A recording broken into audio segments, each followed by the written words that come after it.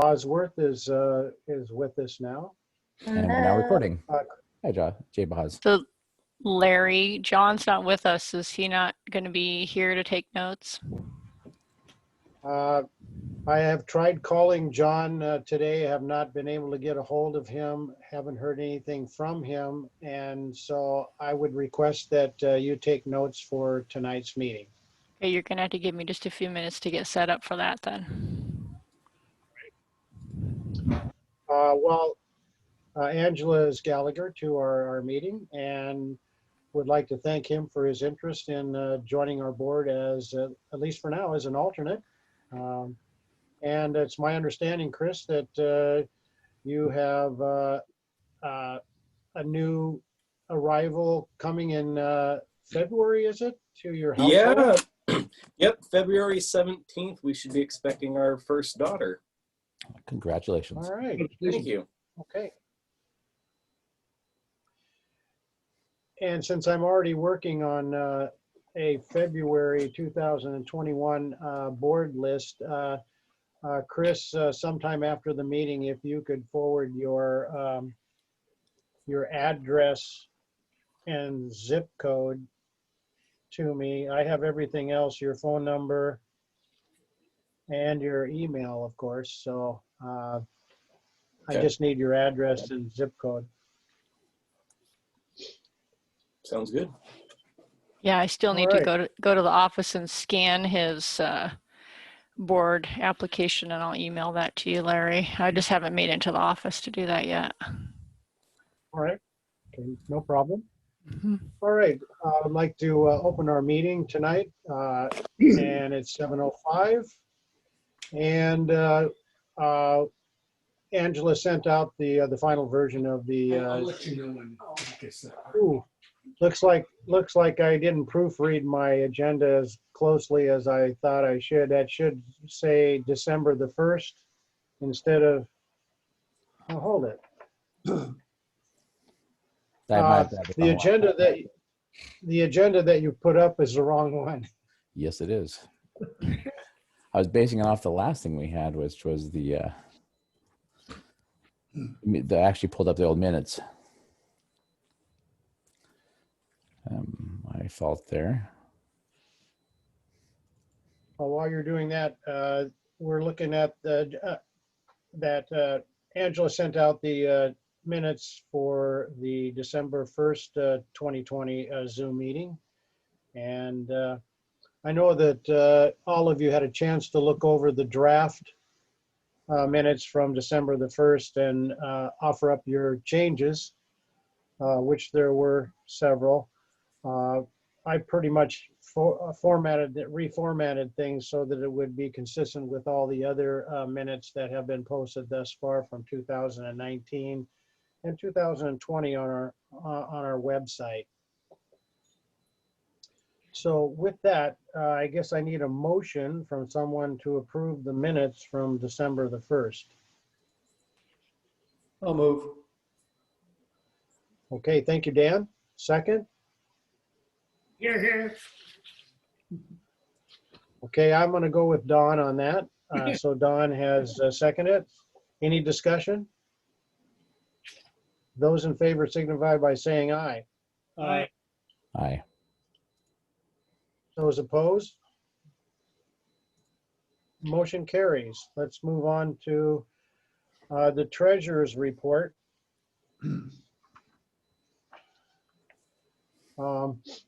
I would like to point out to everyone, let's see, that's the draft agenda. I never saw the final agenda. Yeah, I sent out a final agenda a few hours ago. Oh, okay, there it is. It's just one of those days. That's all right. While Gabriel's doing that, I would like to point out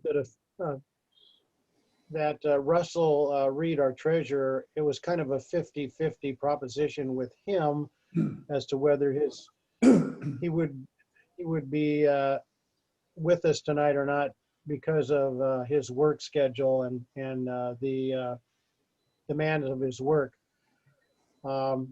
So he hasn't joined us yet. So I will point out that a few days before Christmas, I got a phone call from an individual who told me that they wish to donate to our organization, Water Community Association, $3,500, and wanted to do that anonymously. That person is currently a member of our organization as a supporting member. And I had a discussion with that person about whether it would be a good idea to stay anonymous or not, maybe contributing the money in memorial for somebody else or whatever. The person has chosen to remain anonymous. So we have that $3,500 anonymous donation. Plus, we've had a number of membership dues renewals. And apparently we've had $90 worth of additional donations as well. So Nice. we went from, Angela? I'm just commenting. That was nice. Very nice. Yeah, very nice. So we went from $3,163.78 at the end of November to at the end of December, a balance of $7,343.78. Now, since then, in my discussion with Russell, we will have additional expenses and some additional revenue in the month of January. That being, we have over $220 to renew our mailbox.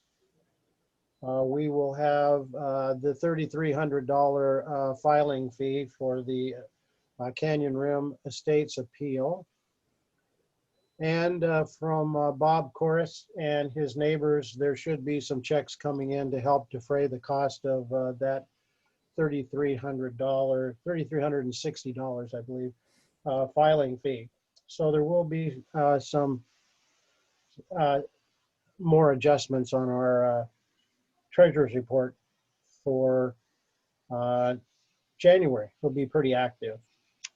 Anybody have any questions on that? The only question I have is how can I get some cash to somebody that can get it to Russell for my dues? Oh, I don't want to write a well, check since- and mail it. I see.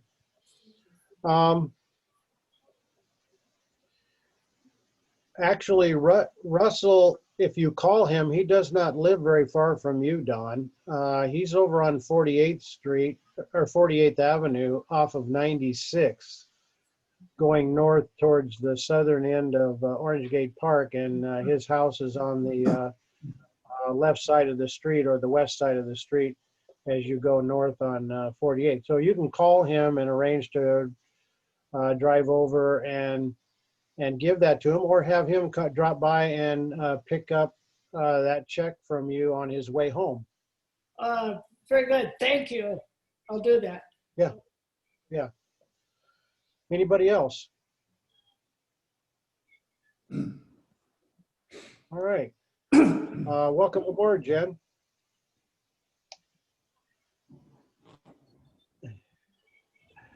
All right, moving on to, there was correspondence. I sent out a response from 25th Legislature newly elected Cindy Jacobson. She had taken a tour of Amara on 104th Street. And the tour person that gave her that tour was Chelsea Talbert, who we all know. And I've taken a tour of Amara with Chelsea Talbert. And of course, Chelsea is the daughter of Rick Talbert, who used to be our District 5 Pierce County Council person before Marty Campbell was elected to that position.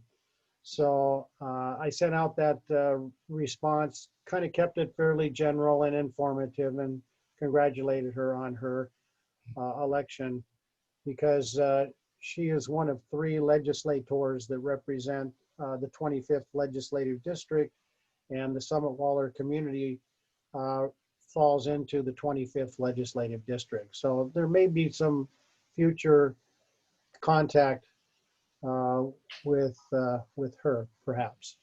Larry, did she take this position that Hans Zeiger just recently vacated? No.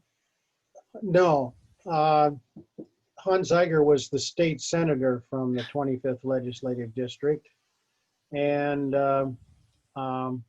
No, she ran for one of the House seats. She Say that ran, again, for Bob? she ran for the one that Zeiger vacated, yeah. Thank or no, you. not Zeiger. Yeah. She ran for the one that, oh gosh. Chris Gildon. Chris Gildon Gildon, vacated yeah. that to run for Senate. Oh, gotcha. Thank you. So in summary of that, Chris Gildon was elected to Hans Zeiger's state Senate seat, and Cindy Jacobson was elected to take Chris Gildon's previous House seat. All right, moving on down to the Mid-County Community Plan. The website for that update is there for you. Ordinance number 2020-96S2 passed on October the 29th. It was signed by the county executive, Bruce Stanmeyer, on December the 2nd, 2020, and it will go in the new community plans. The Mid-County Community Plan included will go into effect on February the 1st of this year. Any questions on the Mid-County Community Plan? Any comments? Well, let's see. If I can find this. I imagine Dan got the same card that Gina got from one of the council members. And I thought it was kind of interesting. It said, "Thank you for your work on the centers and corridors. I think the 4 community plans are forward-thinking and will align Pierce County's zoning designations, plan policies, and development regulations with our infrastructure investments for the next 20 years. Congratulations on a job well done." Whether or not you agree with it, that's Dave Morell's opinion of it. Larry, if I could chime in on this. Go ahead. I've been in contact with FutureWise out of Seattle, and also Kirk Kirkland of the Audubon Society. And my last communication was that they're going to be making an appeal to the Growth Management Hearings Board. And we've talked about also appealing a portion of it to the Growth Management Hearings Board related to 121st Street. There's some issues going on there that we had appealed before. It didn't work out. I'm thinking now would be the time to appeal, because FutureWise is appealing it, and we could just go along on their shirt tails and be a party in support of their appeal. There would be no cost. If we won, it would be remanded back to the county council for further evaluation. If we lost, I would recommend no further appeals. So with the board's approval, I think we've already discussed this, but I plan on, with the board's approval, of submitting a notice of appeal to the GMA board on those issues. So Dan, you would like us to go to number 7 on current business right now and discuss that? Is that on number 7? Mm-hmm. We can wait Yes. till we can wait till then. Okay, that'll give board members an opportunity to think about it a little bit as we go through the agenda items before that comes up. All right, let's move on to number 2, Canyon Rim Estates update, appeal status. Bob, you want to chime in first on that? Well, we do have the appeal that's been filed. Thank you very much, Angela, for help on the process of that, because it's not obvious at all what you're supposed to do. In fact, it looks like you're actually filing for a building permit when you go in there. It's crazy. So we have it filed. We're waiting on a date for the hearing. I have been able to contact by phone some of the folks over on 62nd. And it looks like if everybody actually comes through with the donations they said they would, we should be able to cover the $33.60 for the filing fee. Nice. That is really good. That is really good news, Bob, because about a month ago, it wasn't looking that good. No, I did a lot of web searching and found a couple of business phone numbers for people. And fortunately, over the holidays, they checked their phones and called me back. And from one of them, I got a couple of phone numbers for some neighbors as well. So I was able to talk to some people that way. Good. A couple comments. Yes. I'd like to thank Gabriel also for his assistance, and Bob and Angela, of course. This appeal on the DNS will be held in front of the hearing examiner at the same time, during the same hearing as the subdivision approval is considered by the examiner. It's not critical that we win the DNS appeal. That's not the point. The point is, in order to win the subdivision argument, we have to have the appeal there with it so we can discuss environmental issues. Angela, tell me if I'm right or wrong on that. But if we don't have the DNS appeal there and we try to argue environmental issues, Bill Lynn, who will be there, he'll certainly object out of hand. So yeah, we want to discuss aesthetics, various environmental issues. And also, I don't think that the county has required them to put the set aside of land that they're supposed to in a deed or some kind of a device to hold it in perpetuity. That's all I have to say on that. Angela, am I right or wrong on that? I don't think you were wrong. Well, if I'm not wrong, that's good. We'll leave it there. We'll have to find out if I'm right. The other thing too, though, is that in the SEPA process, when you have typically what you do for a project is you file your SEPA DNS, and then there's also an action that the lead agency can take, and they file what's called a notice of action taken. So once Pierce County formally approves the plat or formally approves certain permits, they can then file a SEPA notice of action taken. And that is also another point in time that we or anyone from the public can appeal the decision. And I think it's a 21-day appeal. And then if you don't appeal during that period, you have lost your opportunity. You're basically, you can't challenge SEPA anymore. You could challenge specific permits, but you can't challenge SEPA. So the fact that we're getting in on this point in time is important, and then keeping our eyes peeled for if the county decides to also file a notice of action taken. It's not very common, but when I was at the state, we did it all the time because we always got sued. So it was always really good due diligence on the lead agency part to file that. So we should probably be keeping our eyes open for that too. Angela, I'd like to talk to you more about that in the future. Yeah. And Bob and I will keep an eye on that. Absolutely. Yeah. I've only done one of these DNS appeals, and that was many years ago. Mm-hmm. And strategically, it was very important. Mm-hmm. But the main thing we want to do is simply have the subdivision approved by the hearing examiner, but not for 16 lots, somewhere down below 12 or 10, maybe 8, if we're lucky. Mm-hmm. And that's the goal. I'm not looking for SEPA litigation. That's the last thing we're concerned about. I think we just want to get the numbers knocked down. Yeah. All right, anything else that anyone wants to say? When is the planning commission Does anyone know when the Planning Commission is scheduled to hear this specific proposal? It's the hearing examiner, I'm sorry, hearing examiner. and it would be sometime in February at the earliest. Okay. And I'll be working on some kind Thank you, of, Dan. All right. Thank you, Angela. Thank you, Dan. Thank you, Robert. Moving on to Waller Community Association President, Executive, for the 2021 season, excuse me. All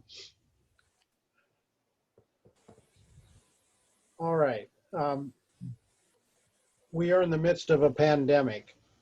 I have talked with Angela, I've talked with Russell. I have not been able to talk with John, but I'm willing to hang on as president of the Community Association for at least the next 6 months, maybe longer. I think it's going to be a while before everybody gets their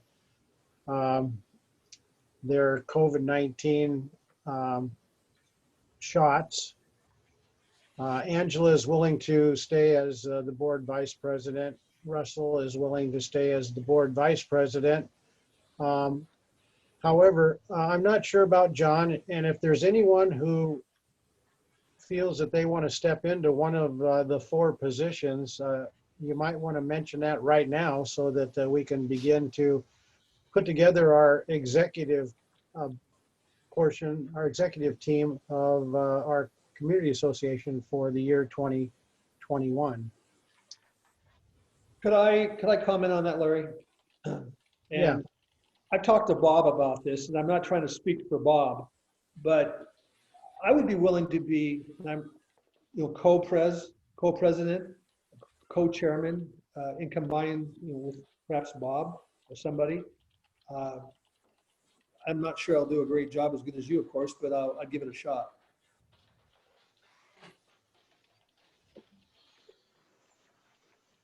Bob, did you have something you wanted to say about that? Yeah, I'm certainly okay with it. I was going to suggest that, even if, let's say, if I was chair period, figuring out some sort of a transition and working with you on getting things together and some of the various organizations and people that you work with, so that we do have time for a good handoff. Yeah. Yeah, we do. Now, for Chris's information, I was one of the founding individuals of the Community Association way back in 1993, and even before that, connected with the Summit Community Association. I think, Dan, you were connected with the old Summit Waller Citizens Association, if I remember right. Yeah, okay. And the 2 organizations merged together in 1993 to form the Summit Waller Community Association. And during those 27 years, I've gone from being vice president originally to, I think, secretary and treasurer, and back to president. And I think my latest stint as president has been the last 5 or 6 years. So, it is kind of time for maybe somebody to, have a chance to experience what being the president of this wonderful community association is. And I'm willing to work with Bob and Dan if they want to be co-presidents starting in a few months. We can decide when that will actually happen. I'd be willing to have this transition from me to them go as smoothly as possible over the next few or several months, whatever the timeline would be to do that. I'm a little concerned about the secretary position because John Goodspeed is always, he's fighting health issues. So I would maybe ask that someone else consider the possibility of stepping forward and be willing to be the secretary in 2021. So you might want to think about that for the next meeting. Dan and Bob, how do you feel about a transition period? How long do you think it should go? And when would you be willing to step in to be co-president? Can I speak for myself for a minute? Or if Bob wants to be the president, I'm not trying to be co-president. I'm just saying if to share the load, to share the burden, I'd be willing to help as co-president unless Bob wants to do the whole thing. I think transitionally, I would need help. We would need help with the agenda process, finding out what to put on the agenda, how to distribute it to the members in a timely fashion. And then I think you make phone calls to the board members prior to the hearing. And then of course you conduct these hearings. That's the bones of the whole operation. And That's right. yeah. I guess I would want to get your, I would want you to send me a computer hookup so I can maybe prepare the agenda. I suppose you have some kind of a matrix you just plug things into, I assume. It's called a word processor. Yeah. Yeah, the agenda is on Word, and what I do is I simply make a copy. I'll make a copy of this agenda, and then I will just take out what I need to take out and put in what I need to put in for the next. So today's agenda will be the template for February's agenda. You just make a copy of it and you rename it for February, and then you can work on it. Okay. It's pretty easy. Yeah, it's pretty easy. As long as you have Word program. Oh, I have that. Eddie. Okay. So then you slide current business down to old business. Is that how it works? Yeah. You can cut and paste. Sure. I can do that. We'll talk Not about literally. I'll bring out my typewriter if I need to. Just don't white out on the screen. So,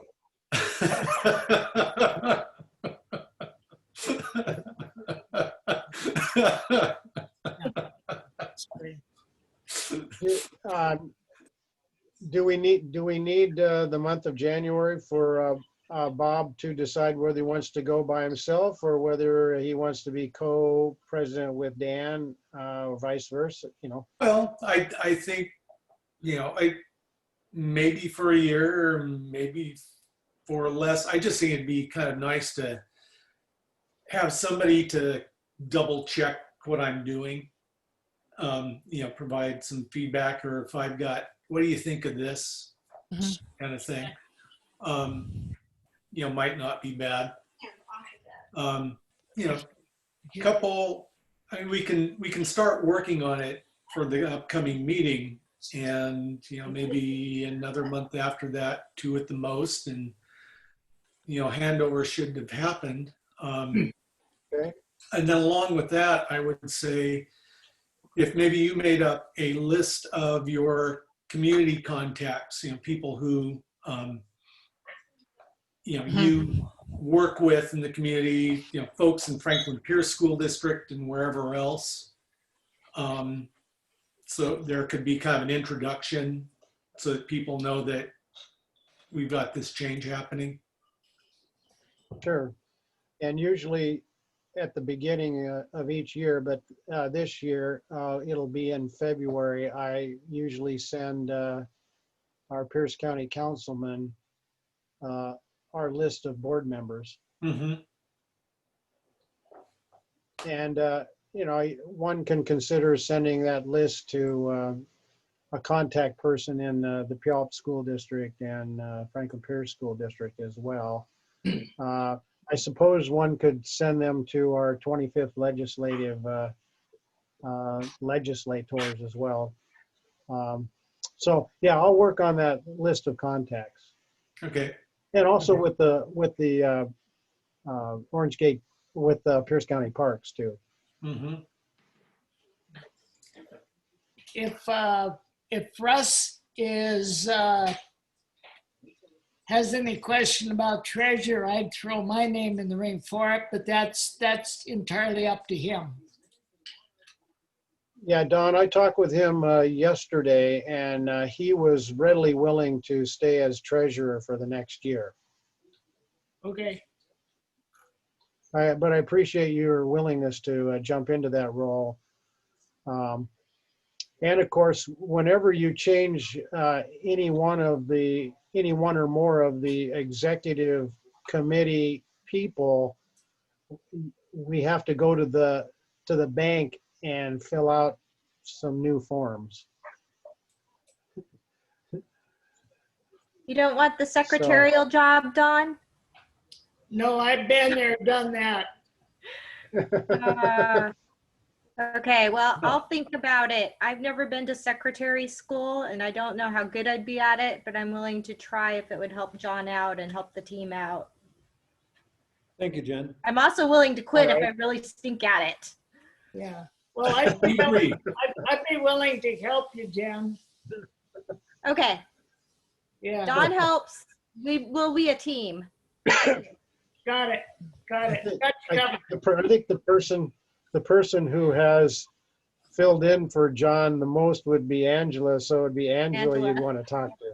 Yeah. I think the biggest thing is getting down the moved, seconded vote. And then for anything else, it's discussion followed.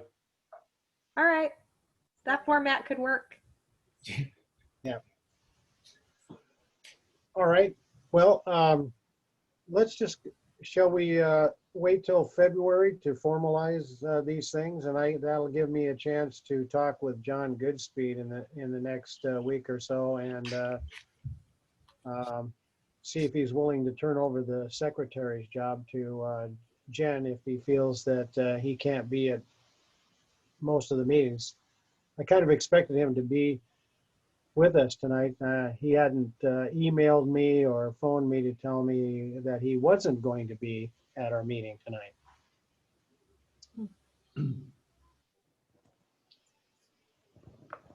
All right, are we willing to move on to Orange Gate Park? Yes. Okay, all right. So, Sorry, Larry, we still had the Chris Gallagher. oh, I'm sorry. Portion of that, Yeah, that's correct. Thank you, Gabriel. Chris Gallagher has made an application to be on our board, and he will be, this is his first meeting. He has to attend at least one meeting before he can be considered for final approval to be added to our board. And at this time, I would like to open up open it up for questions of Chris, because this is the meeting where we kind of ask questions to vet Chris. Tell us about yourself, Chris. Well, I grew up in Pierce County out in Graham, and then moved over here into the Summit Waller area. I've been here since 2014. And as you heard earlier, we're going to be starting our family, pretty much next month. So that's going to be happening quick.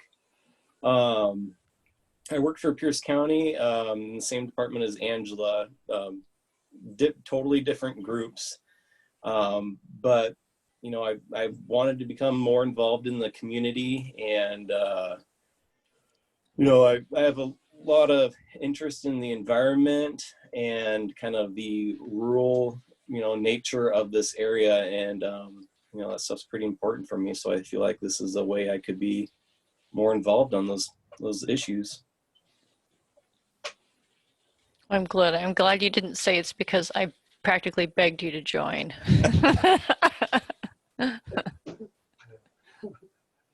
Because I didn't beg at all. No. Larry, what is the procedure to make motions and so forth to have Chris become a member? That can't happen until next month, February, because he has to have been in attendance at one meeting prior to a motion like that being brought forward.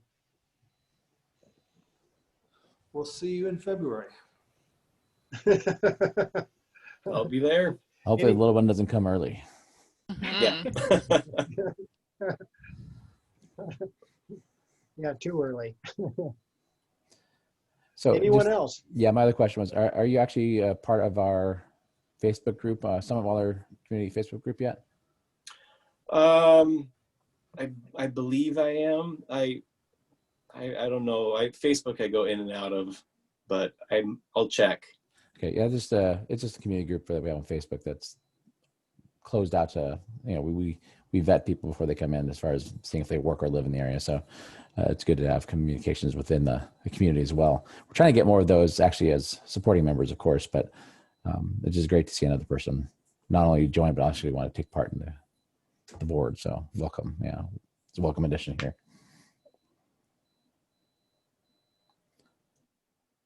Anyone else?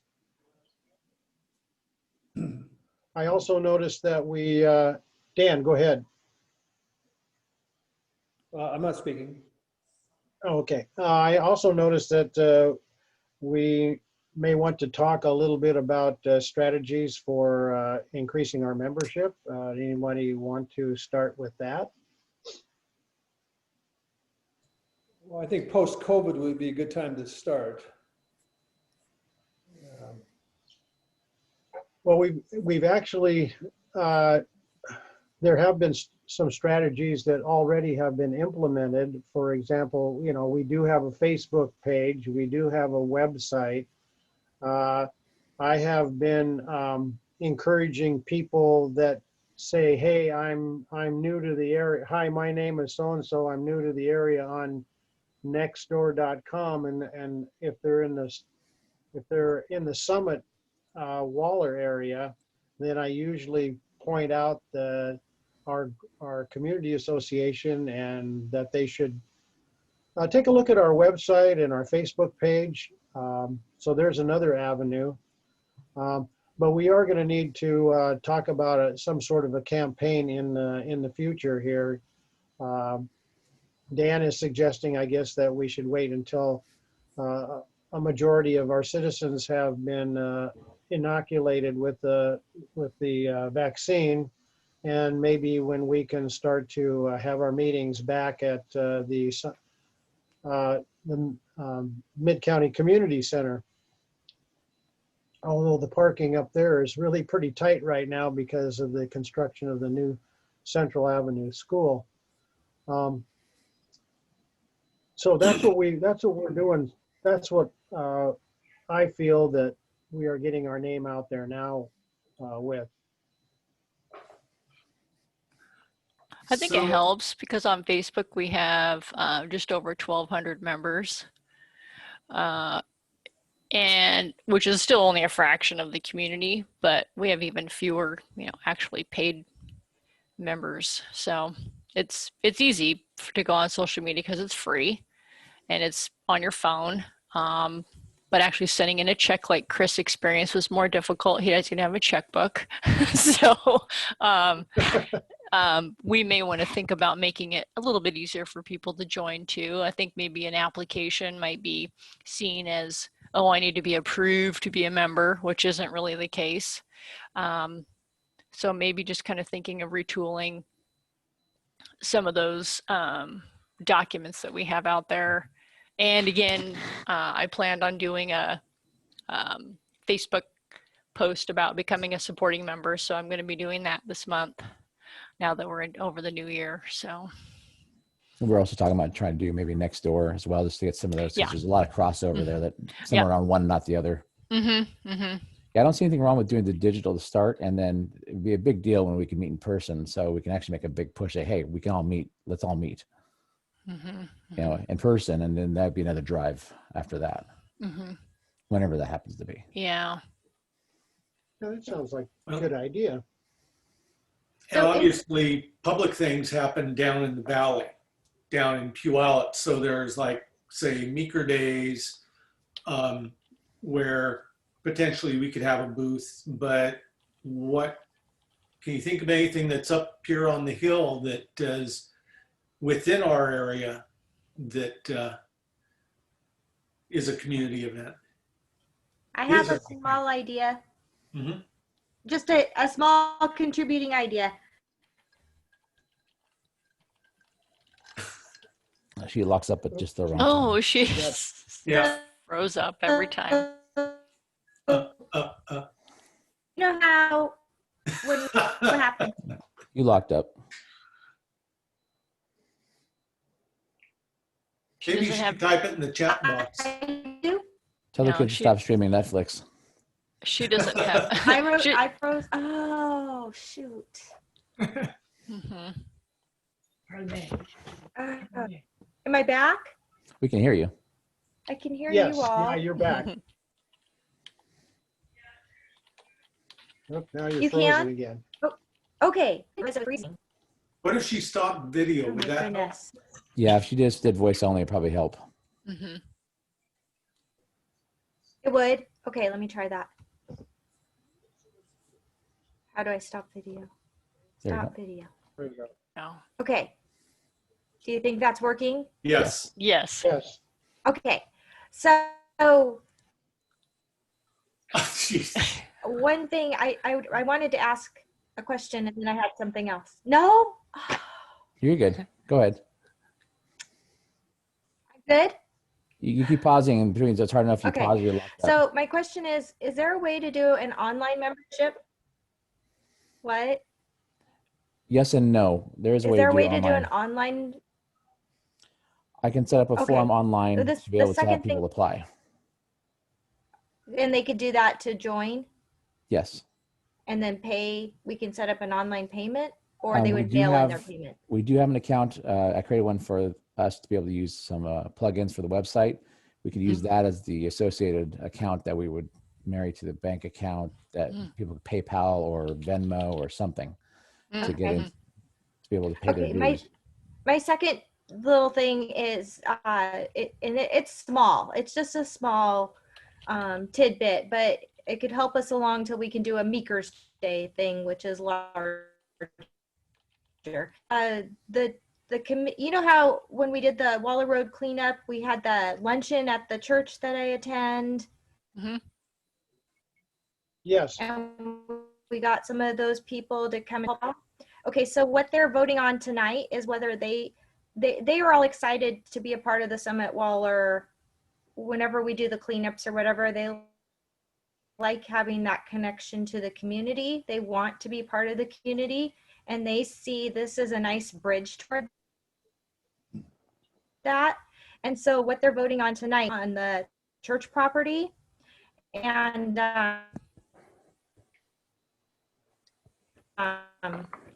if you wanted to, I was planning on advertising that on Nextdoor and on Summit Waller, and if you wanted to put in, show that this is part of the community, it's just a small option, something to think about.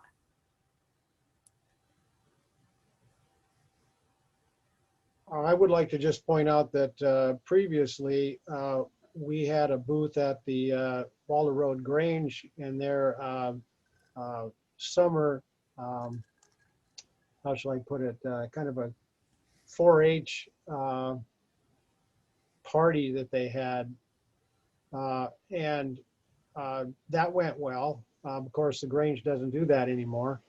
But if we could look into the Meeker Days thing, and I have our banner, a two-sided, what is it, 6 foot long by 18 inches or 24 inches wide banner that we got as an award for from the Pierce County Parks a few years ago. So, you know, it's possible we could set up a booth. I don't know how much booths cost at the Meeker thing. We would need a table. I have the banner. We'd need a table, and we'd need some volunteers to man it and have literature to pass out. Yeah, we probably have several pop-up canopies amongst all of us. I actually do have a canopy that we used with that, in conjunction with that banner before. So I have a canopy that goes as well. Let's see. And I can't find it. I have written out a check for Meeker Days before for another organization, but I think that for us it would be a little bit less, but I'm not finding it. Okay. Bob, would you be in charge of looking into that possibility? Yeah, I can certainly do that. And, you know, if there's something else that is going on that people think would be worthwhile, I'm just thinking of Meeker Days because there is an awful lot of foot traffic. And so it will, a lot of people who don't live in our area, but a lot of people who do live in our area as well. Yeah, true enough. All right, let's move on to Orange Gate Park unless somebody else has something they'd like to say about the last topic. All right, Orange Gate Park. In December, there were 11 and a half hours of volunteer hours and from our organization, mainly myself. For the year, we had a total of 211 hours of volunteer work. And over the last 6 years, we've had nearly 1,000 volunteer hours with Orange Gate Park over the last, like I said, 6 years. Wow. Pierce County Parks had the Orange Gate Park Master Plan workshop survey that people could go, and I believe today was the last day that you could get in on selecting one of 3 options plus comments. So I'll be anxious to see the results of that as it comes out whenever they put out the results of that workshop. Also, in the month on December the 8th, I did get a report that there was a dead body found in Orange Gate Park up near where Pipeline crosses 84th. There has been no information about that particular death. The Parks Department, of course, was contacted by the Pierce County Sheriff's Department. You know, somebody found that unfortunately found that person. I'm sure that they have told other people about what they found. My wife came in contact with a person at a business establishment up near Canyon and 112th, and that person indicated that the person who was found deceased was a 30-something female who lived somewhat in the area. And that's all the information that I have. Because there's been nothing in the newspapers and because there has been nothing publicly pointed out from the Pierce County Sheriff's Department, I have to conclude that it was a suicide. Ooh. Sad. Yeah, very sad. All right, Pipeline Trail. I have the a website for the Pipeline Trail update. It's there. The Pierce County Council took up the issue of impact fees on the 8th of December. And as you can see, there's the proposition number, and it passed 6-1. The only one voting not in favor was Jim McCune. The fee is $2,667 for each newly constructed residential dwelling unit. That's an increase of $87 from previous. And it goes into effect February the 1st of 2021. It's an average of 3.325% average change. Anybody have any questions on Pipeline Trail or the park impact fee annual adjustment?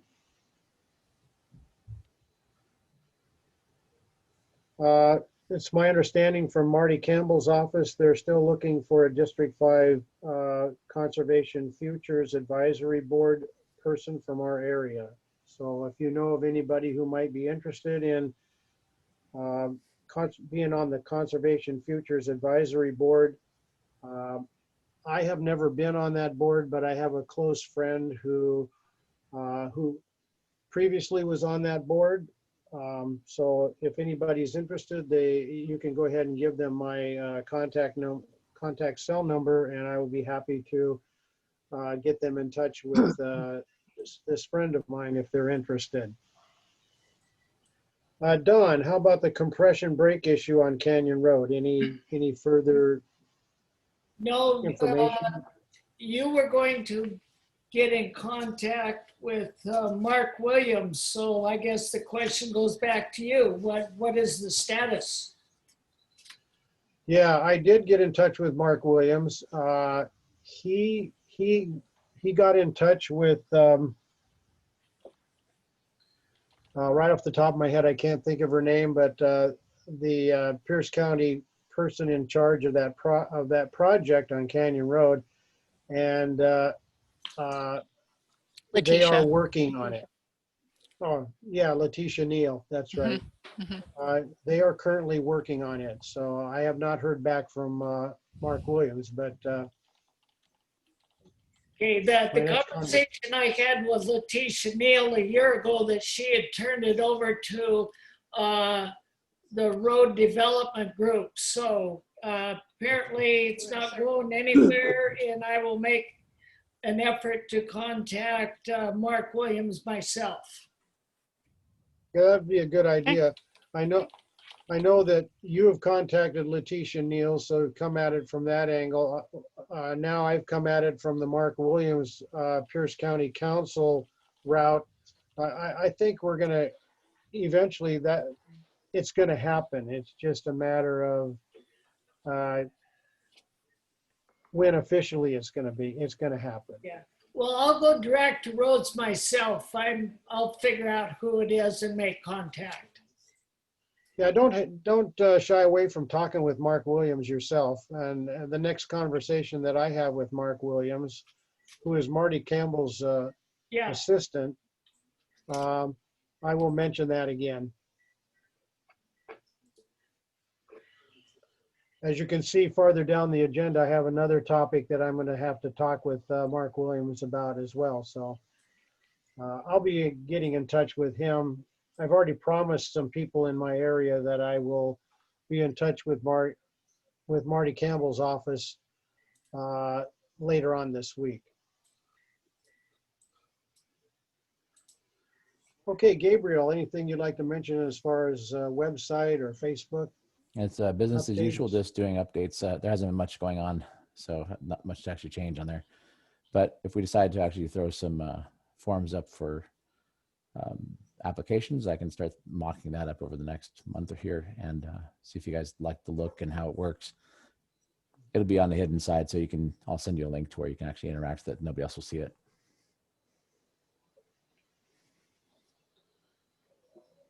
I would encourage any board member who has something that they feel they'd like to put up on the website under important news of the month. We'd like to get at least something up there each month.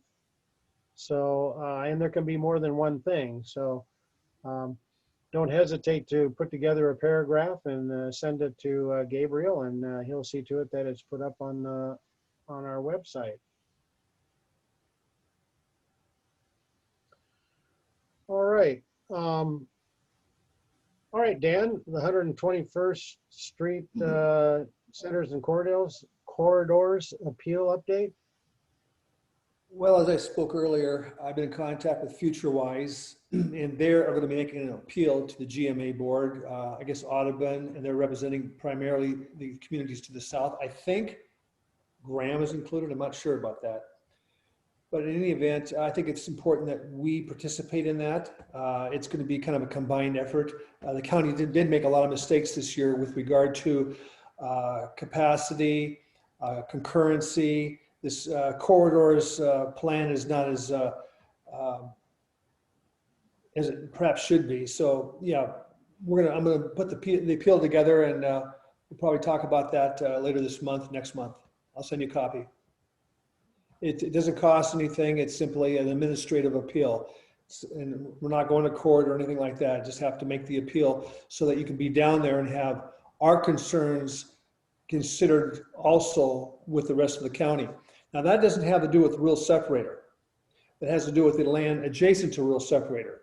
Along 121st Street, they've done some things there. Even after the environmental assessment, they made some changes to the zoning. So there are some irregularities there that need to be addressed.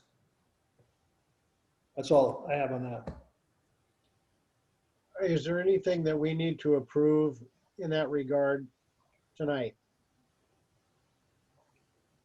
Well, I just want to make sure I have authority to file the appeal.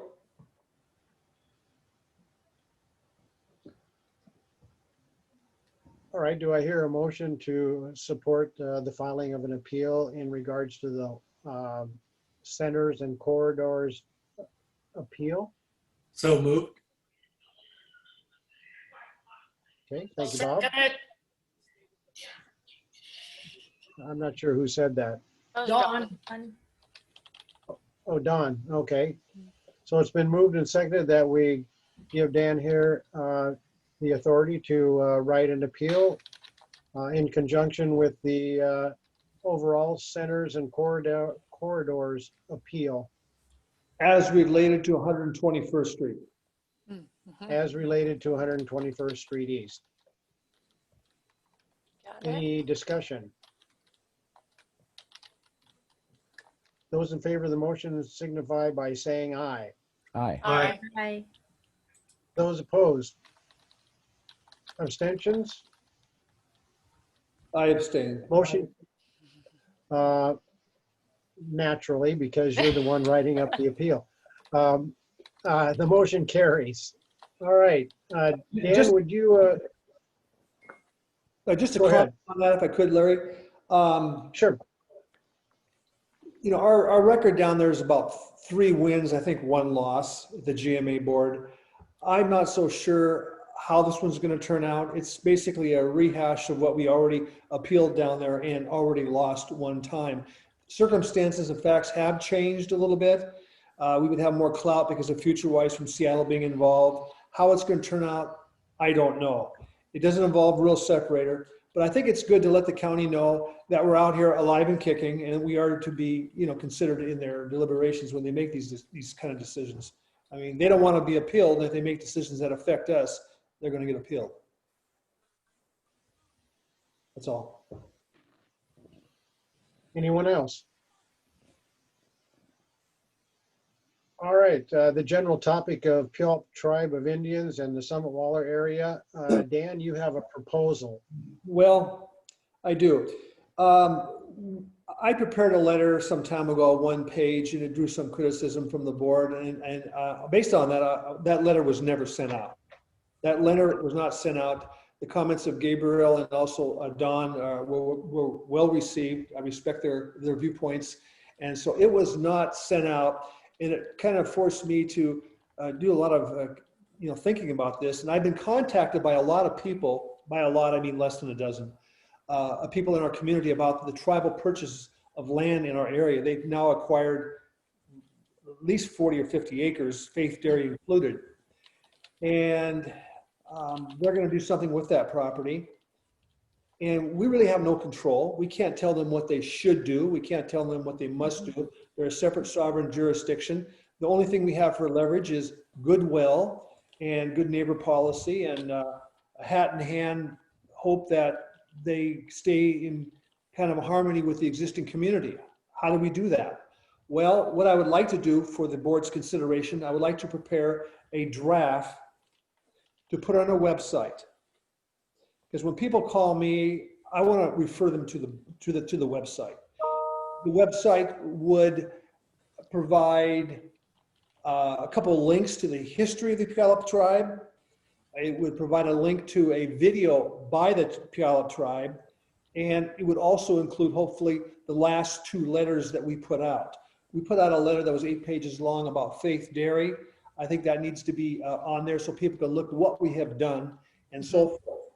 Now, I think that's the way to address the community's concern, to put it on our website. I think that it would be a good idea also to, and I'm following Larry's recommendation of probably a year ago, to send a letter to the Puyallup tribe, as Angela recommended, to the chairperson of the tribe, making some of our concerns known. How we do that is important. Certainly, I will depart from our last letter, not saying what they should do, but that just kind of, I don't know how I'm going to word it, but I'll word it in such a way that it is very sensitive to the tribe's sovereignty, and maybe touchiness about having the non-tribal members comment on what they can or cannot do. So in summary, 2 things. I'm going to prepare for the board's consideration a website a piece that will include some links and kind of a summary, and then a draft short 1 or 2 page letter to the tribe that would perhaps invite them for a sit-down meeting just to discuss neighborly what's going on. They'll probably not agree to that, but that's not important. The important thing is that we reached out to them and so forth. Now, the tribal land use plan calls for their developments being in harmony for all people within the area. So I think that's important. They have the casino down there, and they're spending their money from the casino out here, buying up land. It's important that we at least let them know that we like this community, we respect their sovereignty, we know it's their reservation, and that we just somehow hope that it would be done in a rural manner. Their land use plan does provide for what's called rural estates. An example of that would be on 36th Avenue, down near 48th. The tribe bought 10 acres of land. Originally, I think they wanted to put 40 houses on there. Wasn't too sure about that, but ultimately they put on 10 houses. It's done. It's well done. It's a gated community, and I think if they could follow something like that, it would be a lot better than having a 40 or 50 acre fir crest type subdivision in the middle of our community. So with the board's indulgence, I'll be sending out within the next 2 or 3 weeks those 2 pieces for your consideration, and then I would like to get, maybe even before the next board meeting, some concurrence as to whether we can move forward with that. That's all I have. Anyone else? And I would like to point out, I want to thank Gabriel draft. and John for their points that they raised last time, which I think put me on the right track. Thank you. Yep. So I was going to I move would that we give Dan authorization to draft both website material and a letter of goodwill and cooperation, or at least of whatever you have, however it's going to be worded, to the tribal. okay, is there a second? Second. Okay, it's been moved by Gabriel, seconded by Bob, that we provide Dan the authority to produce website materials in relationship to the Puyallup Tribe of Indians, and to draft a goodwill letter to the Puyallup Tribe of Indians. For the board's Under discussion. consideration. With the board's agreement, yeah. I've got a question, Larry. How many times has Summit Waller presented a letter of this type to the tribe in previously, and has there ever been a response to any one of them? I can answer that. I have a file that's inches thick going back to the 1970s, where Ramona Bennett worked with our attorney Joel Haggard and the community well before the Summit Waller group was ever thought of. on issues of fisheries, gravel pits, density, and so forth. They worked hand in hand. They wrote letters, the Puyallup tribe wrote letters to my parents. They wrote letters to our attorney. We had huge public hearings on SEPA issues with regard to the appropriate conditioning of an NPDES permit, in which the tribe gave a very long explanation of their history. And yeah, there's a good 40-year history of working with the tribe. As far as telling the tribe what to do with their own property, this is more of a novel situation. It's kind of touchy. It's one first impression is something that I have not done before. Well, I take that back. It was done on 36th Avenue. I think somebody from the community approached the tribe somehow and got a reduction in the density, intensity of that 10 acres down to one house per acre. Okay, I would also like to point out that we have had one sit-down meeting with a rather important tribal member of the Puyallup Tribe of Indians. That would be Vicki Gord, who owns the Thunderbird Trading Post. Dan and I sat down with her in her restaurant some years ago, and informed her about the Summit Waller Community Association, the rural nature of the neighborhood, and suggested to her that she might want to possibly, after she had recently purchased another 40 acres behind the trading post, that she might want to consider actually building a house and moving to our area, which she did. And she's the daughter of one of the daughters of former chief of the Puyallup Tribe of Indians, Chief Satayacum.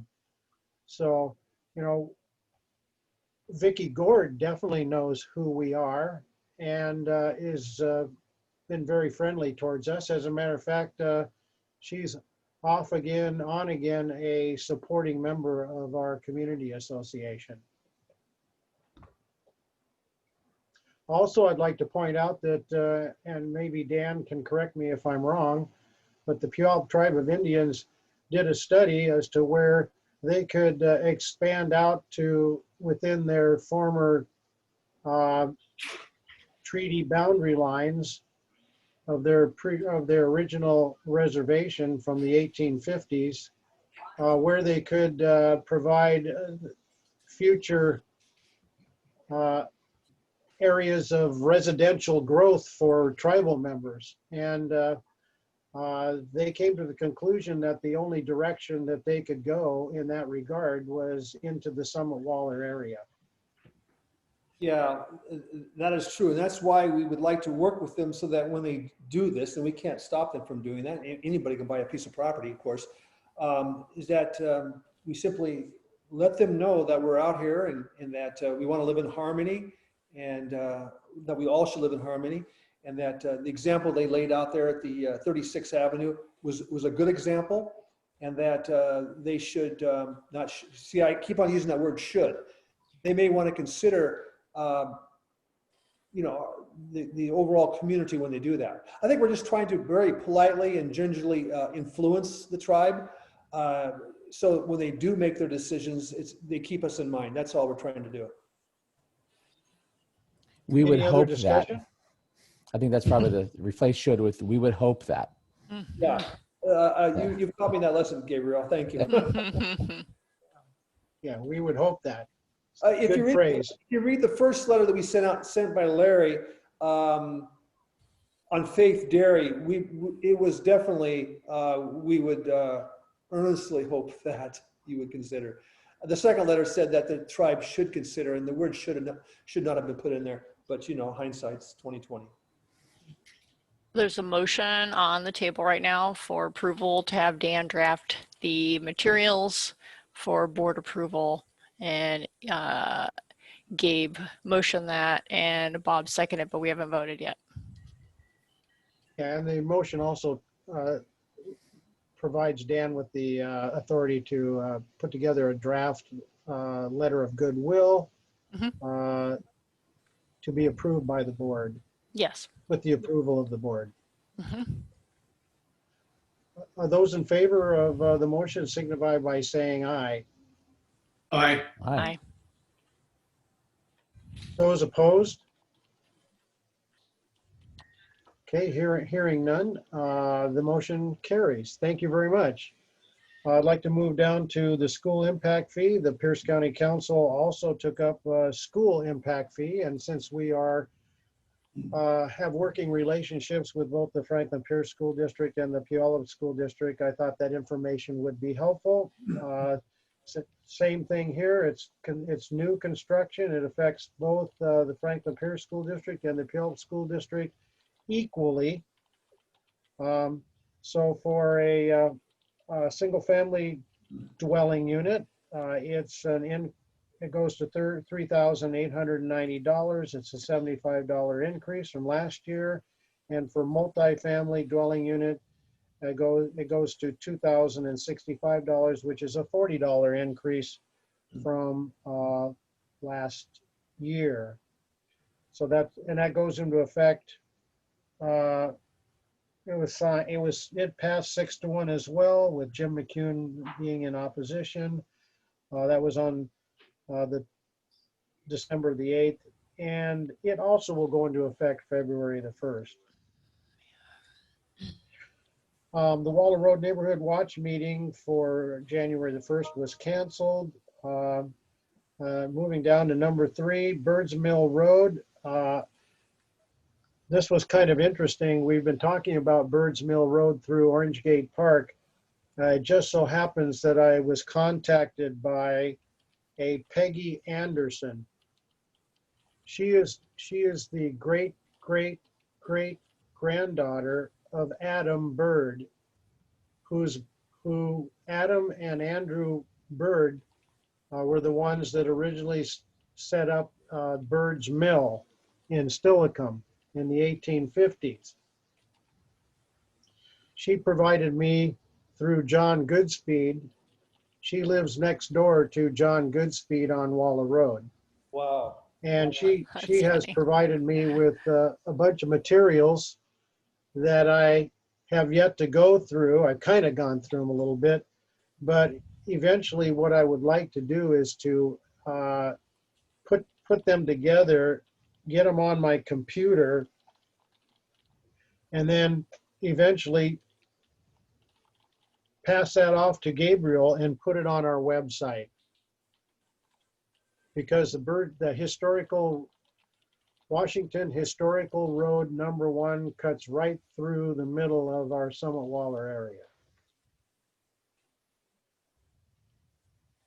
And so I just wanted to let you know that, and I'll be working on that in the next month or 2. Amazing. Anybody have any questions about that? I intend to make copies of this material and provide, I think, Bob, you expressed an interest in the material. You expressed interest in the Birds Mill wagon road going through Orange Gate. I thought maybe I'd make a copy of this material for you. And I'm also going to make a copy of it for Pierce County Parks and Recreation. What kind of information do you have, Larry? I have a 6-page history of the road, which came out in, it was produced by the Fern Hill Improvement Club Publicity Committee, Nels Bajark, Chairman, November 1939. I have driving directions on how you can kind of go from Stillicum to Puyallup via roads to kind of see where the trail kind of went. And I have stuff about the Washington legislature designates Birds Mill Road as historical road number 1 in 1941. Talks about the grist mill there, the Bird Cemetery in Lakewood.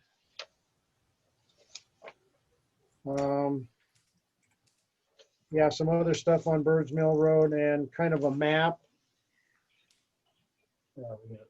A map.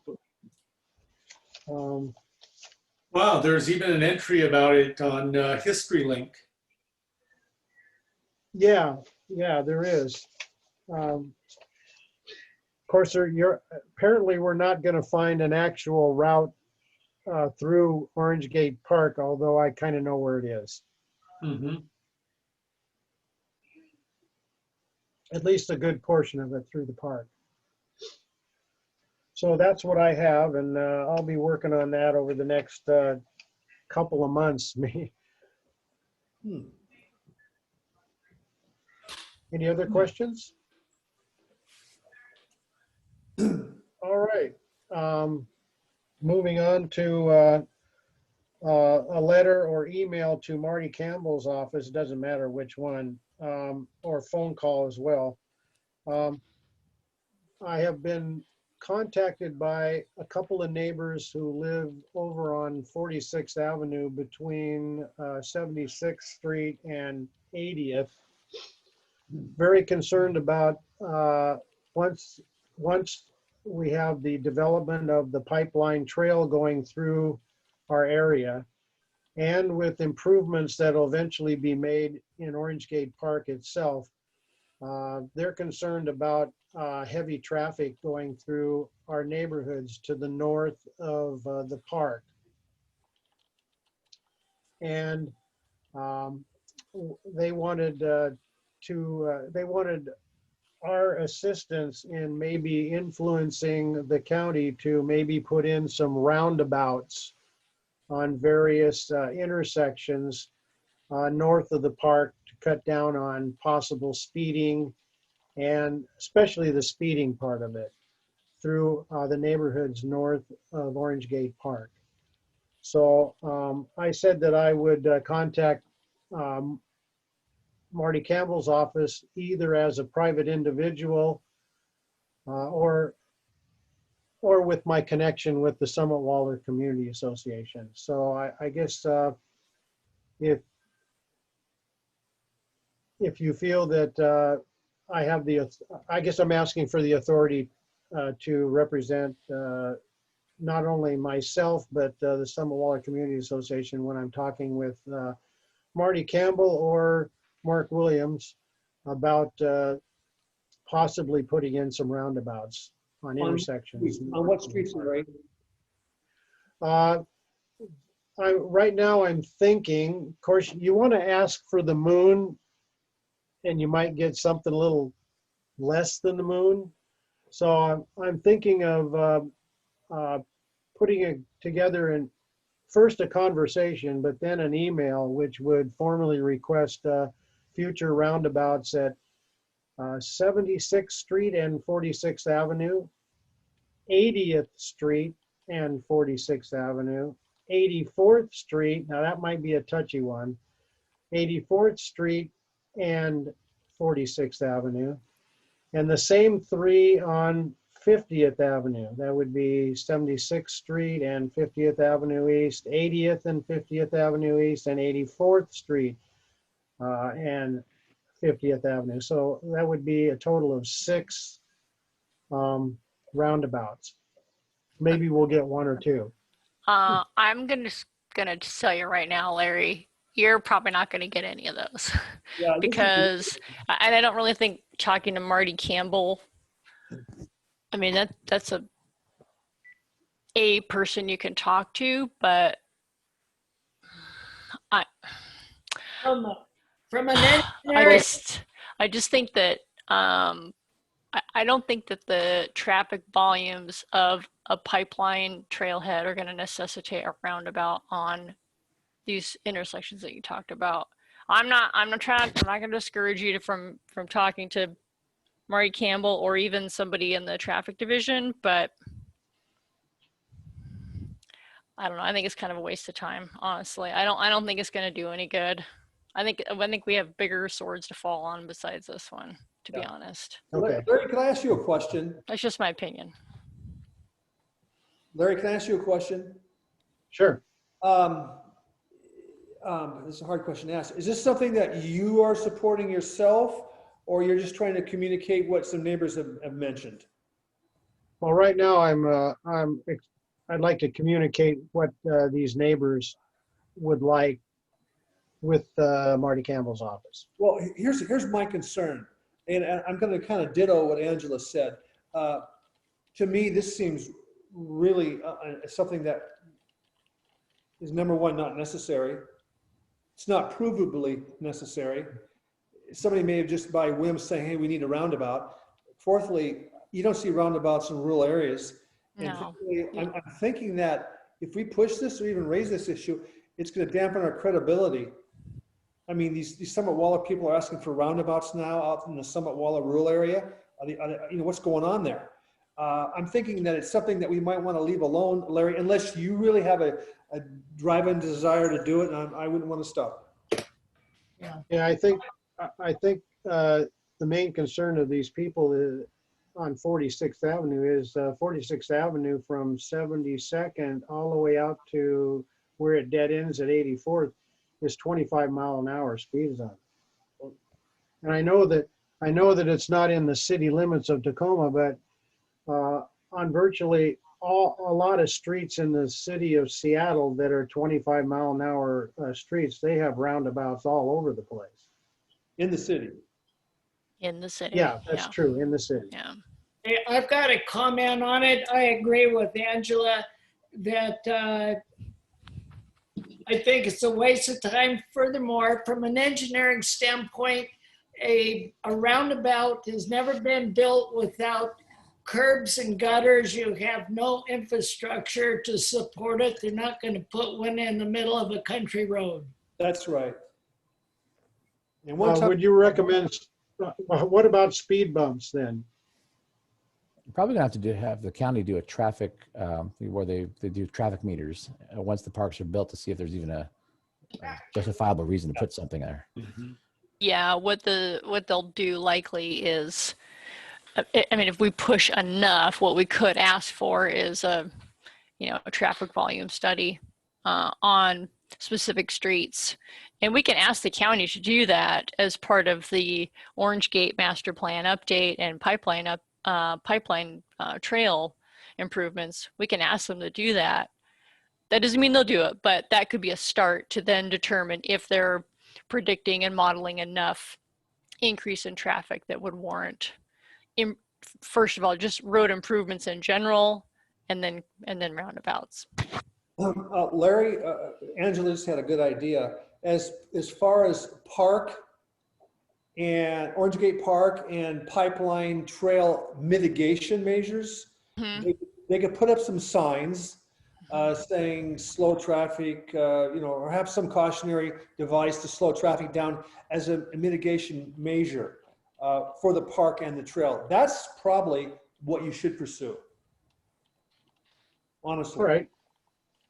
I mean, you need a nexus between your concerns and reality. And the only nexus that I can see is that you have a park in a pipeline trail where the plans are still being formulated and implemented. And part of that discussion is mitigating impacts. And traffic impacts are something that are real and that should be considered. So there's your nexus. That's your connection right there. Now, Angela, I have a question for Angela. The traffic study wouldn't take place until after the improvements have been put in, right? No, they can model it now. No, they can model it now. Okay. Because All right. what they'll do is, what they should be doing is after the master plan is done, they should do an environmental review, similar to what they're doing for all of their other plans and projects that they're proposing. Anytime the county does that, they would need to do that environmental review. So they would be doing something probably like a SWCA checklist, which would have some traffic analysis, however formal or informal that might be. Honestly, I don't think by putting in a dog park and a playground area is really going to increase traffic to the point of where you would need any traffic improvements, but I am not a traffic engineer. Although I did work in So- transportation, but I'm not a traffic engineer. So, in advising these property owners, so they would want to request from, who would they request a traffic study be? Who would they contact to get a traffic study done? well, I think they should start with Tiffany Odell and then Brianna Blackburn. Those are the two project managers for both of those park projects. That would be a Okay. good start, and you can do that. They can do that. You can both, all do that. Start that conversation of, hey, we have this concern. Like Dan said, here's things that we're concerned about. We think these could be a mitigation measure, and they can keep that in mind as they're moving forward. I would start there, and then if that gets them nowhere or they have further questions, then we could go to the Office of the County Engineer, which is the roads division. And we can ask the same Okay. questions. Okay, so what they want to ask for is a traffic study first. Correct. Okay, all right. Okay, well, that helps me out a lot. Okay. In fact, part of our community association's responsibility is to direct people in the right directions, not necessarily taking it upon ourselves to do something for them. Correct. Okay, all right. All righty. Dan, would you talk to us about the net to gross acreage density calculation for urban areas policy, the DS? Sure. Several days ago, Larry sent me an email of an environmental checklist or environmental consideration that the county is considering regarding the sizing of parcels in the urban areas of Pierce County. And currently, when they size an area in a particularly zoned area, they subtract from that wetlands, critical areas, and roads, so that the net result does not, of the lot size, does not include the road, does not include the wetland, but must stand separate and aside from that. What they're planning on doing now, and somebody correct me if I'm wrong, is that if the property includes a wetland or roads, that would somehow be included in the zone. Their goal is to make the lots smaller and not have the lots be made larger because of a wetland, an environmental issue, or because of the road. They want to make the lots in Pierce County urban areas even smaller. That's the way I read it, Dan. That's why I read it too. I just barely got a handle on it. Now, I initially says, Larry, we don't need to get in this dogfight. We got enough problems. Then I started scratching my head and I got back to Larry and I says, hey, we need to have this brought before the board tonight. Now, shifting gears, within the last year, Angela wrote a piece, a very well-written piece on an environmental issue with regard to urban areas. And I'm just thinking that what we want to do are two things. Number one, I'm going to take that issue and gonna get it out to like the people who live in Midland, Parkland, Cindy, and the rest of the people who are involved in those urban areas. Let them get involved with that because there's a whole month in which to make comments on that. But from our point of view, what I think we should do is kind of take the letter that Angela wrote within the last year that pertain to urban areas and the densification of those urban areas without concurrency of infrastructure, and kind of modify that to address this particular new issue. And what I would ask is that if Angela could, and I can't do this as good as Angela, obviously, but if she could send me that letter she wrote via email, and if I could kind of just maybe massage it a little bit and send it back to Angela, and if you could kind of maybe do some more massaging, and then maybe we can get this off with somebody's signature, just so they'll know we're live and kicking out here. I think it's pretty outrageous. If you look at some of these developments in Pierce County, they're getting smaller and smaller and smaller to the point that a family living on those can't even go outside and play croquet. I mean, it's getting pretty bad. You can run from rooftop to rooftop almost in some of these areas. And I'm thinking about the livability of Pierce County when all you see across a landscape is a sea of rooftops without any grass, without any trees, with nothing but asphalt rooftops, just brown rooftops from horizon to horizon. I think The sun, see. it's pretty obscene to want to reduce those even smaller. And it kind of gets under my skin when they're trying to do that. And especially during this COVID time when people aren't really aware of what's going on, trying to sneak stuff like this through. I just think we need to address it.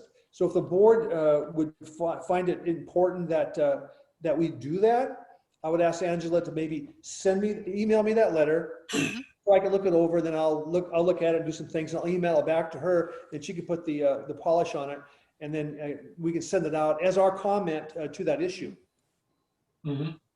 Again, this does not affect rural separator. It affects, and Angela can explain this much better. It affects areas adjacent to our rural separator, which affect us.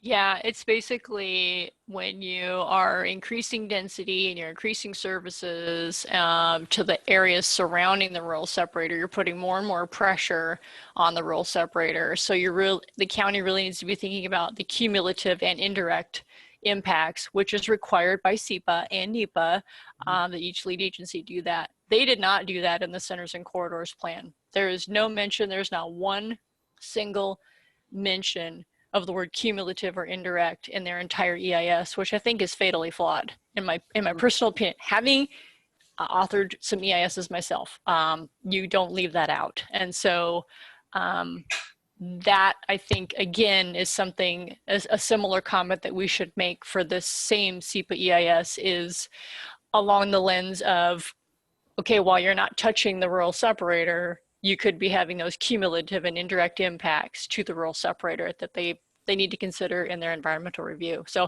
I'm happy to send those. I think there's 2 letters. I'm happy to send those to the board. Angela, if you could get it to me so I could just kind of look at it, because I want to kind of dovetail some of these current concerns into that just by comment. Sure. And then I'll throw it back on your lap. Okay. You made a comment, Angela, about that they're very vulnerable and what the county did this time. FutureWise made the same statement to me, and that's what they're appealing to the Growth Management Hearings Board. Are we talking about the same thing? I think it's a very similar thing of, I don't know exactly what angle FutureWise is taking, but I'm guessing it's really looking at the cumulative, it's direct impacts, it's indirect impacts, and it's cumulative impacts. Those 3 types of impacts are required under SWCA and NEPA for each and every proposal that you put forth. Yeah. If you have none, you say none, but then you have to kind of show your homework. Sure, and sure. I don't really know that the county did that on the Centers and Corridors Plan EIS. Yeah, I just don't see it. I haven't seen it myself, so. Yeah, and that's going to be the point of our appeal to the GMA board on 121st Street, because Yes, that is in the urban area. correct. Yep. So do we need a motion to have Angela do that? Well, I don't. we are, Yeah. Not at this point. I wouldn't think so. I do have a question. Wait, Larry, hang on a second. This comment is due way before our next board meeting. I think what we need to do is make the comment piece, send it out to all board members. If there's an issue, then we could call a meeting, but we have to have this filed within a short period of time, before our next meeting, I do believe. It's simply a comment letter where we comment on the environmental issues. I think we can do a vote on that tonight. Yes, I would so move. Okay, could you form a motion for us, Dan? I would move that we as a board prepare a letter which comments on the environmental considerations related to calculations of densities that is currently before the Pierce County Council, or before Pierce County. Second it. Okay, it's been moved and seconded. Would you repeat the motion, Dan? Yeah, difficult thing. Because it's been moved and seconded. I'm feeling a little incompetent of repeating the motion. No, you want me to repeat it? Yes, Okay, I move that we write a letter as a board commenting on the environmental issues pertaining to the density calculations currently under consideration by Pierce County. okay. So it's been moved and seconded. Any discussion? I'm kind of curious, Angela, Mhm. is this doesn't seem like something that county staff would just do on their own, that they'd have some extra time to decide, let's make a major policy change here. Am I correct in my assumption? I'm guessing that this, I'm just going to assume that the catalyst for this policy came from the Centers and Corridors plan. I'm Okay. guessing it was maybe like a programmatic recommendation in there, Oh, or okay.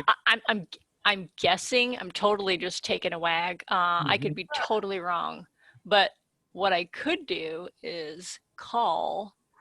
I'm just looking at I could call Eric, who's the associated planner, and it says with any questions. Well, I could call him and ask him, like, what is driving this? Where did this come from? Well, it's your developers. Well, that's why the Well, developers and yeah. the county executive and And Mhm. Angela's job prevents her Larry? from making comments on that publicly, I think.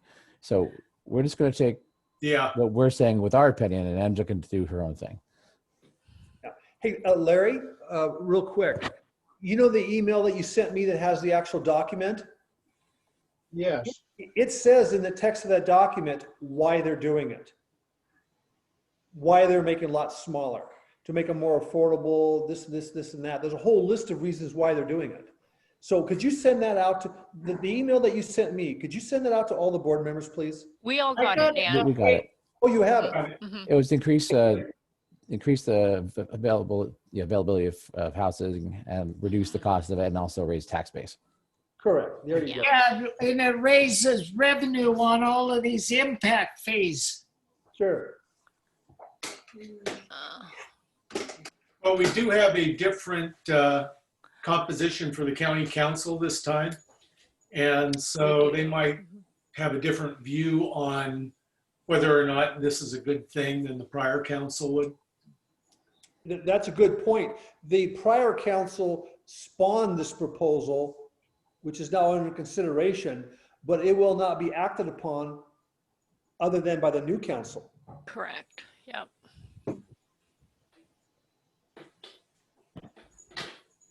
Okay, with that, any other discussion?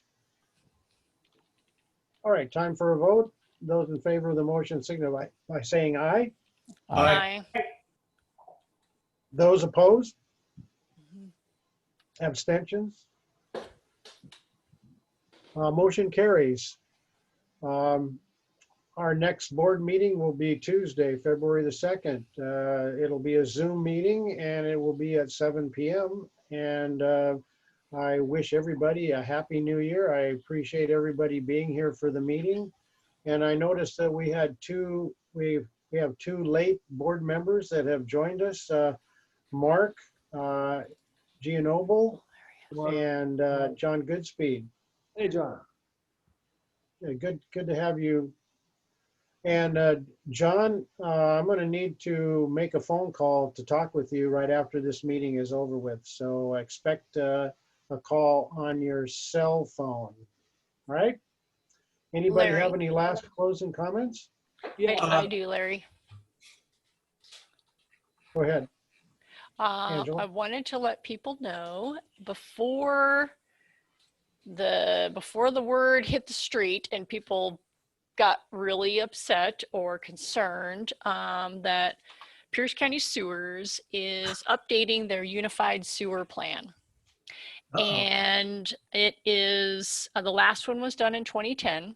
And I know that Dan had a couple of conversations with the people in sewers about the last plan. So they're doing a complete update and it's a 20-year plan. So it's basically what sewers is going to do for the next 20 years. They are just getting started. I mean, literally just getting started. I talked to the project manager who is developing the scope of work and the budget and the community participation of the development of the plan. Nothing's really going to happen for a couple of months. It's really not going to start till spring or summer. And her name is Cassandra. She's super friendly and very energetic and absolutely willing to listen to the communities. And of course, I reached out to her and I said, you're already going to get phone calls from Summit Waller. We don't want sewers. And she said, don't worry, don't worry.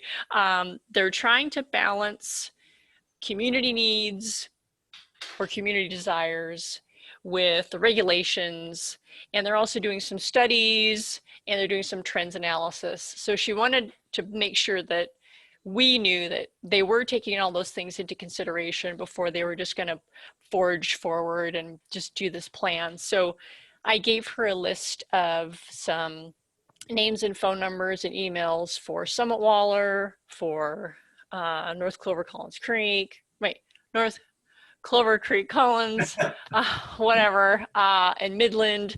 And so she really appreciated that and said she'd be thinking about those things as she moved forward. So I just wanted to let you know that that's in the works at the sewers division. So if you do get an email, you see a news release, you see something on social media about this happening, it's just starting. So. Angela, question. Is this a planning process or a development process? Are they planning the sewer plan or are they implementing the sewer plan? Well, they're going to update the plan. Okay, so that's planning, right? So they're going to update the plan and then they would implement the plan, yes. When are they planning on updating the plan? Within the next couple of years?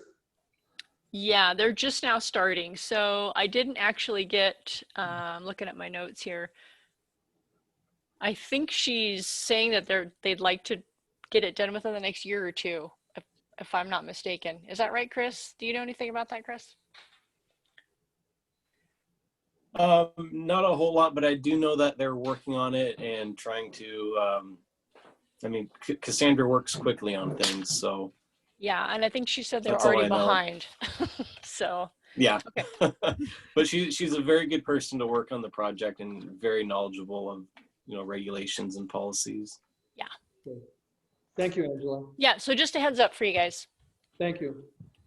And I have one more thing that I'd like to point out, that I would encourage people on the board to Google Pierce County Council meetings, and that will take you right to the page where you can see where, well, to a link where you can go into to what the agendas for the next meeting is. For example, later on this week, maybe Thursday or Friday, I'll Google Pierce County Council meetings and go in and see what the agenda is going to be for next Tuesday's Pierce County Council meeting, see if there's anything there that would spark our interest. So that's something you can do on your own and keep informed as to what the Pierce County Council is up to on a week-by-week basis. Anyone else? Well, to piggyback on the county council, they were sworn in yesterday, and they've gone and done their process for creating their hierarchy. And our county council member, Marty Campbell, is now also the county executive pro tem. Oh, okay. For what that's worth. Do you remember who the chair is? Yeah, it's Derek. Derek Young. Young. Mm-hmm. Okay.